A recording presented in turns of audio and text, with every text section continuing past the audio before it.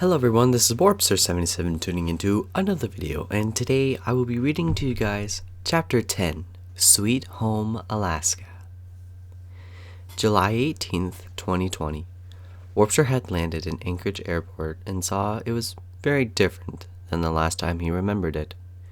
Having it been nearly 2 years since he last left this place, he took in a breath of air and noticed it smelled different as well. Looking around at the people staring at him, Warpster strode past the crowd and began to move towards the exit. Going through numerous security checkpoints, Warpster was confident nothing was going to be wrong. At long last, he escaped the federal imprisonment that was the airport and began to walk down the streets towards looking for his uncle's old house.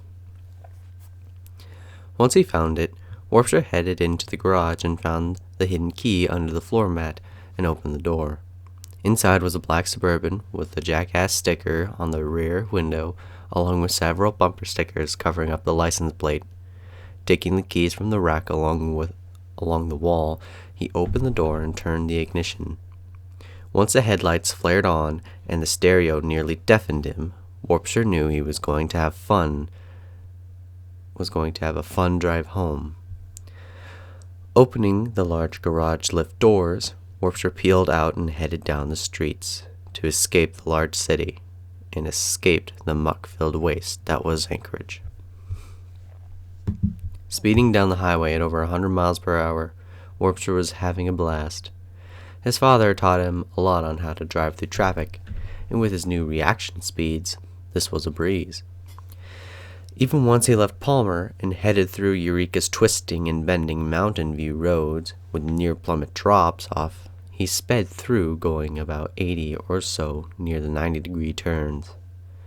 He had watched his father and learned the tricks in each turn along with him during these drives. Normally the journey took about 4 hours, going at a constant 60. Warpster shaved it down to a little over 2.5 hours. Reaching the little town of Glen Allen, Warpster was happy to be home. It was a tourist season, and the roads were pretty crowded.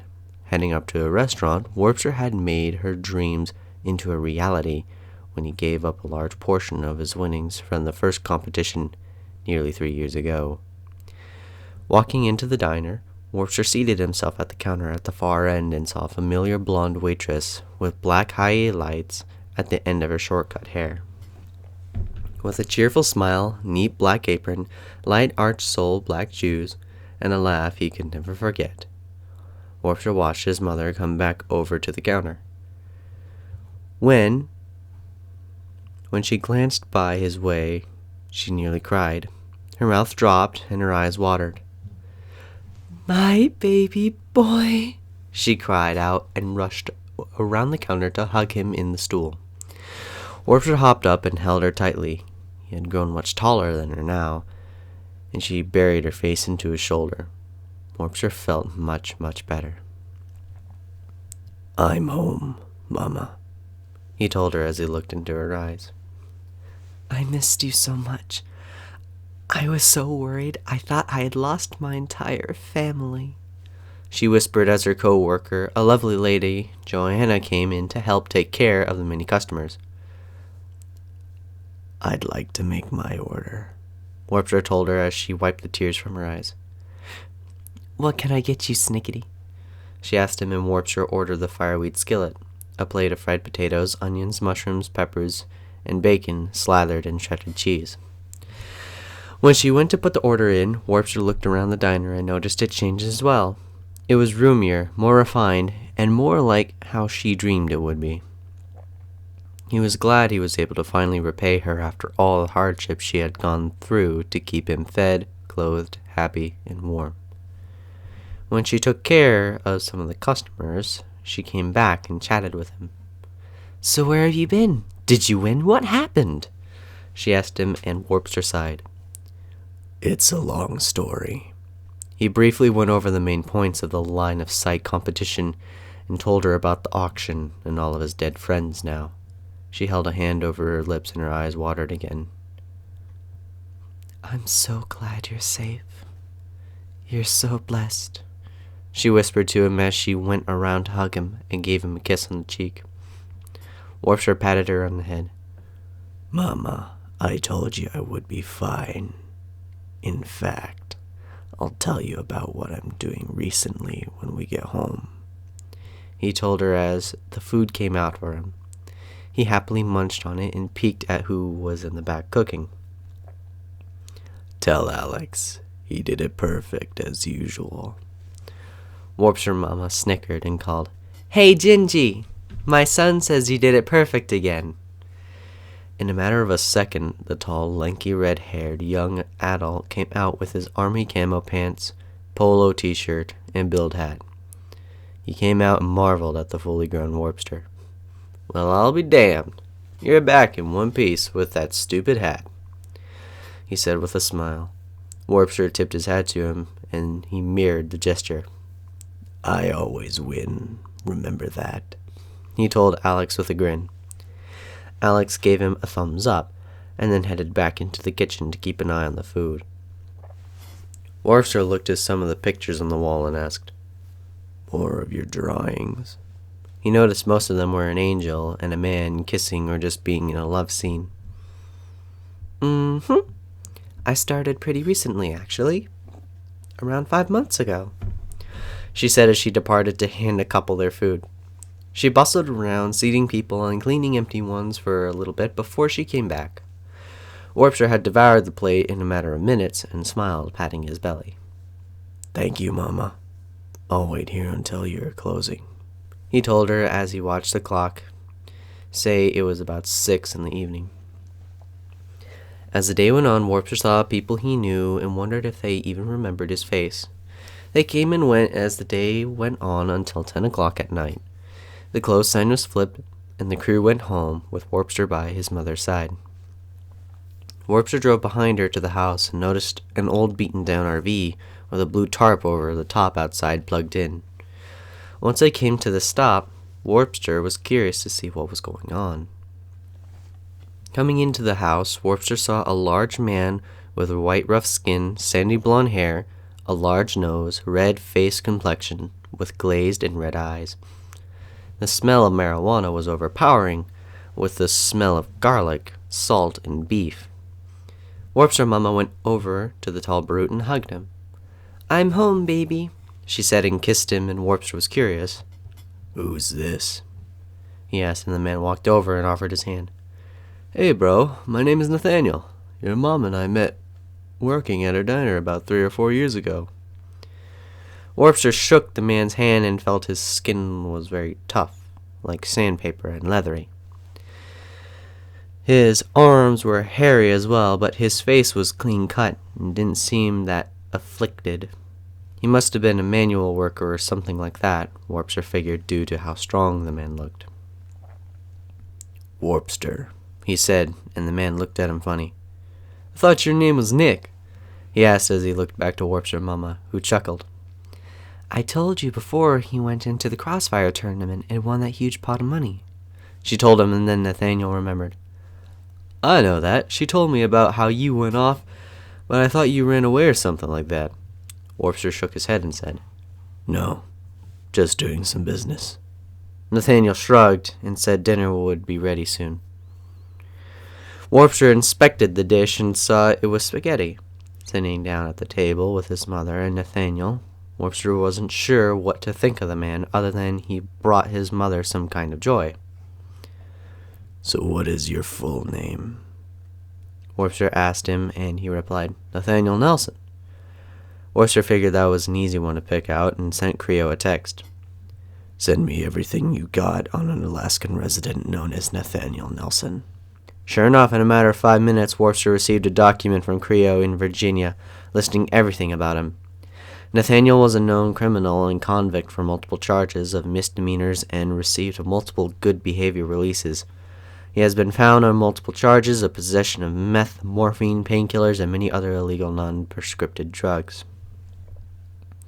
Medical histories show that he's been in several accidents, such as getting hit by a car, chainsaw lacerations, bridge fall, multiple stitches under surgery, and many more. Warpster was not sure about the individual anymore and was keeping a watchful eye on his new counterpart. Meanwhile, across the country in Virginia, Creo, Nolan, and Arch had all landed safely and were now heading towards the rendezvous listed by Spectra to meet one of his clients. They departed from the airport with ease and no trouble with security. Outside, they headed down to a local diner where they sat at a vacant table listed seating. Sitting, a waitress came to take their order, and Creo said, "We're just waiting for a friend before we order." The waitress nodded and headed off to tend to other customers. Waiting patiently, Nolan was checking out the waitress and found a pretty blonde one to talk to. Creo and Arch rolled their eyes, and soon they heard a loud, audible slap, and Nolan was back in his chair. "So, how'd it go?" Arch asked. Nolan dreamily smiled and replied, "She likes me." Creo looked at the waitress, who was absolutely pissed. "Sure, buddy, sure." Arch patted him on the back, and the woman in a black dress, top, and skirt came to their table. It was Dad. Of course, Creo and Arch didn't know her face, and Nolan didn't particularly care. "Welcome, gentlemen. We've got 3 targets for you to deal with today," she said in a low key, and then said, "PDAs will have the rest. Just know that I'll be watching, and right now they are currently New Virginian History Museum." Creo nodded and said, "So with that in mind, who is the 3rd target? I know it's a female, and she's extremely dangerous. So why is that? Wouldn't it help to know her identity so we can work around her?" Dad shook her head and replied, "No, Spectre's orders were specifically not to tell you for the reason that one of you will be..." She paused for a moment and said, "hesitant about killing her. So it's best not to even say the name." That got them all to raise an eyebrow. "Why would you be hesitant?" Nolan asked her, and she responded, "One of you 3 has had a relationship with this target, so it may prove a challenge for that individual to eliminate them. But it is absolutely imperative to execute this target." They nodded, and slowly all 3 of them left the table. "Who is she talking about?" Creo asked them, and then the others shrugged. "It would be a hell of a lot easier if she had just said so. Then we could just not bring the 3rd person to stay and find us help and go to stay and find us a place to sleep," Arch said as he stretched. "Well, what if the 3rd person was gonna try and stop us from killing the target?" Creo asked, and Nolan agreed. "Yeah. What if they're like our mom or something?" Arch face-palmed and asked, "Is your mother that dangerous?" "Once a month. She's tougher than Warpster." They both rolled their eyes at Nolan's joke and just continued on into the street. Using his phone, Creo pulled up a street view image and directions to the museum. Creo got another text from Warpster and opened it up. Looking it over, he nodded, and Creo said, "Give me a second, guys. Warpy needs some answers," he said as he sat down and began to scan through the dispatch list of troopers out in the Copper River District, and found that there were 5 active troopers listed, 3 VSPOs. Sending him back the information, Creo tagged all of the bios on the 8 men and left him to his own devices.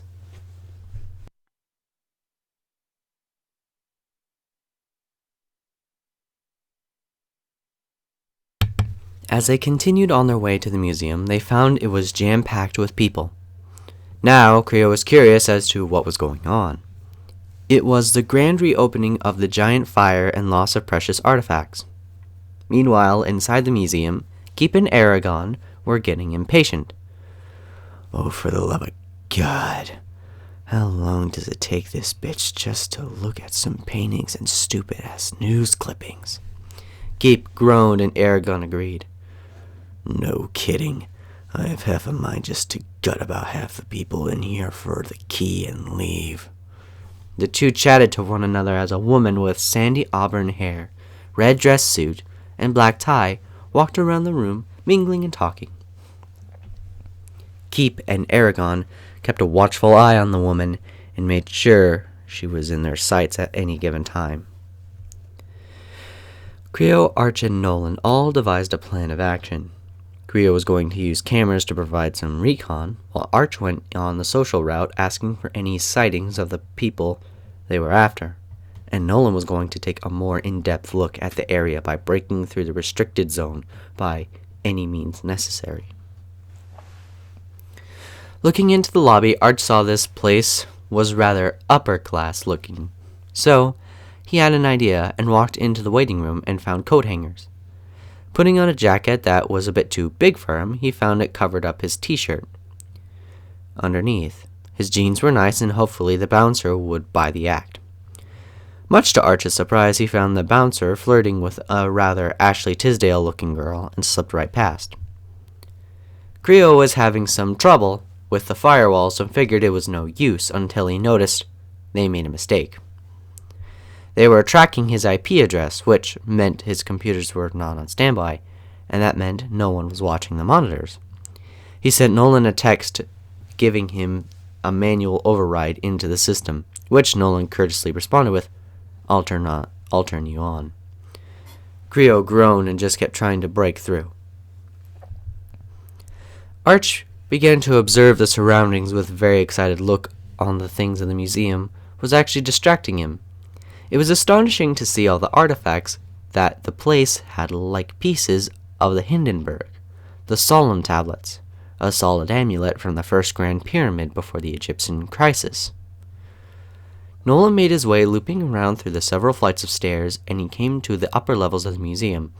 Once he saw that there was a person on the guard, was actually not there, and was on the phone in the office next door talking to someone that Nolan presumed to be his wife, since a harsh tone and overabundant use of words, bitch, was blaring through the room. Sneaking into the main security, Nolan saw the computer was asleep and just shook the mouse to wake it up and found the password bar. Looking around the desk, he didn't find something that could possibly give him a clue. He eventually gave up and then had an idea. Going over to the door, he knocked and asked through it, Hey, buddy, what's the password?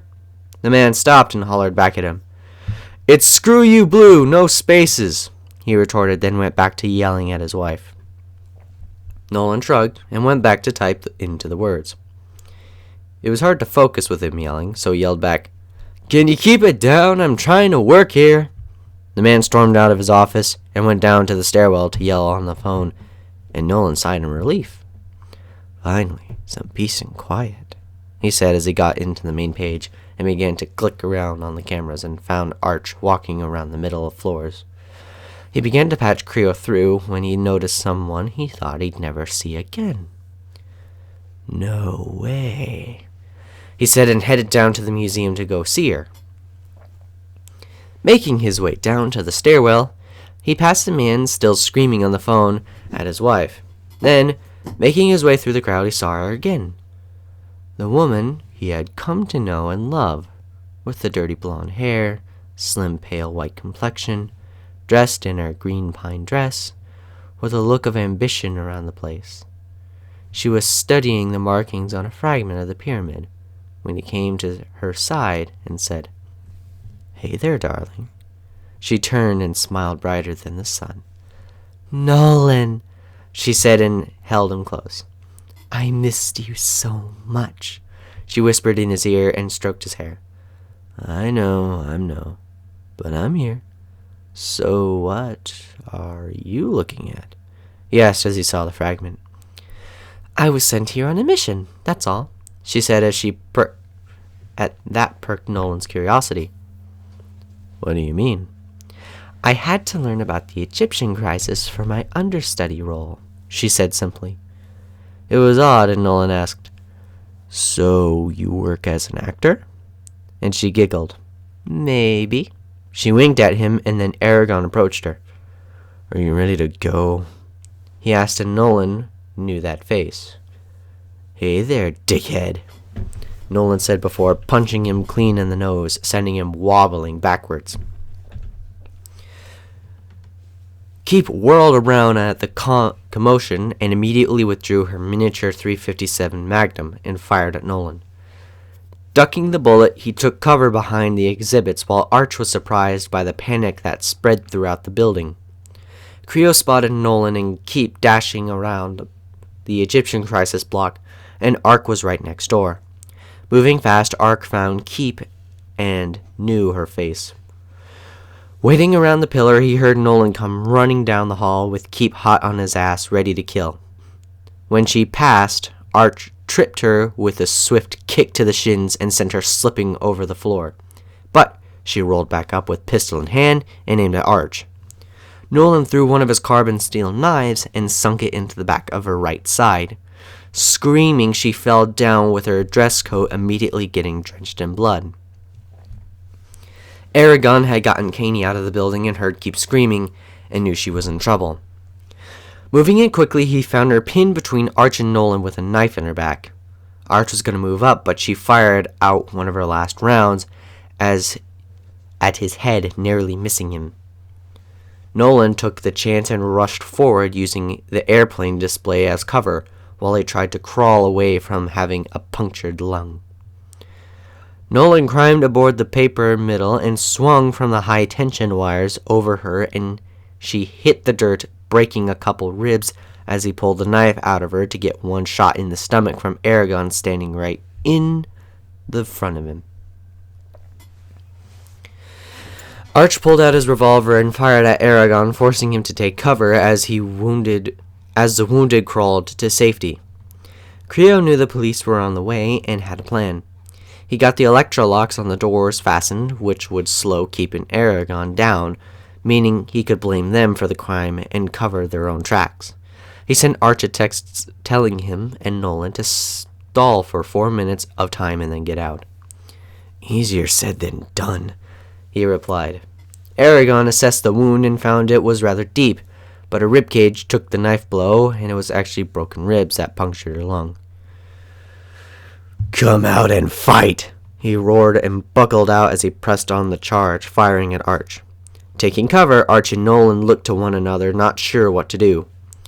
Creo knew he had to kill all evidence and began to backwrite all the camera footage. He figured there was no witnesses until he saw the security team coming in, then Aragon standing in the middle of the aisle in the airplane exhibit. Turning to them, he didn't glare at them and pulled the trigger 3 times, dropping the team all within a matter of a second. Gripping their chests, the men toppled as Arch took his chance and fired at Aragon, but he predicted that and evaded the bullet. Not even turning around, Aragon reached backwards and fired, cutting through the desk and hitting Arch. Luckily, just a flesh wound, and it cut through his pants leg, grazing his skin, giving it a burning sensation. Ducking for cover, Aragon moved up to take the pistols of the fallen guards. He tossed one to Keep as she cackled with blood dripping from her mouth. Arch only had 3 bullets left and knew they were outmatched, especially with Nolan wounded like that. Creo told them to get out as fast as the first squad car was outside, and the others were heading to cover the back exit. Arch was pinned down and needed help, so Creo decided to turn off the power to the whole block, which was Creo's last move, with the electronic locks on the backup generators were kicked back on in the museum. But the second glitch was enough for Nolan and Arch to start making a break for it into the next room to get some breathing space, since Aragon and Keep were right on the backs of their necks. Rushing into the lunar landing exhibit, Nolan had a plan and hid behind the mannequins of the space pilots. Arch took position behind the lander itself and could hear Keep and Aragon coming into the room. Aragon received a call and fell back while Keep began to investigate. Not long after, he picked up the phone and he told Keep, "We gotta get the hell out of here. The cops are here and Caney has to go, otherwise we're all fucked." Keep began to pull back, which was a relief to Arch and Nolan. Slowly, they made their way to the back and crossed the air ducts on the top of the building, with Creo waiting for them with a plank reaching over towards the next building. Arch made the jump, but Nolan took the plank as his insides burned and went numb. "I'm on. We're heading to the safe house," Creo said as they had a new email on their PDA, which told them the location of a vehicle for them to use. Nolan groaned as they went down the stairwell and made it up to the white sedan. "Oh, great," Nolan said as he coughed into his arm to catch the blood. "We're almost there, buddy." Art said as he helped him into the car. Creo took the driver's seat and began to drive them to the safe house in downtown Richardson. Meanwhile, Keep and Aragon were running low on ammunition as the SWAT and police were slowly moving in on the two of them down. And with Keep hurt, they couldn't move nearly as agile or coordinated. Caney took off, leaving the two to be taken by the police. Grinning with blood in their teeth, the police arrested them both, and Harkinson was not pleased at all when she received the news. Anyways, guys, this is Warpster77 signing out. I hope you enjoyed today's chapter, and I will see you all in the next video. Hasta!